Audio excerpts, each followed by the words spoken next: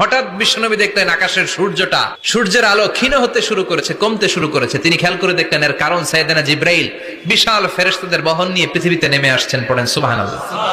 এসে বললেন, ইয়া রাসূলুল্লাহ, আমি 1,40,000 ফেরেশতা নিয়ে নেমে এসেছি। আপনি কি জানেন না, ঠিক একটু আগে মদিনাতে আপনার এক প্রিয় সাহাবা, তার নাম হচ্ছে মুআবিয়া ইবনে মুআবিয়া আল মুজানি, একটু আগে শেষ নিঃশ্বাস ত্যাগ করেছে। বিশ্বনবী তো অবাক, ঘটনা কি? কোন সাহাবীর গায়বানা জানা যায় তো ফেরেশতা নামে না আকাশের উপর থেকে? বিশ্বনবী জিজ্ঞেস করলেন, জিব্রাইল, কোন সাহাবীর গায়বানা জানা যায় তোমরা আকাশ থেকে এত ফেরেশতার বহর নিয়ে নামো নাই? কি এমন আমল করেছে আমার মুআবিয়া, কি এমন ভালো গুণ ছিল, ভালো আমল ছিল, যার কারণে আরশের উপরে তার এত সম্মান?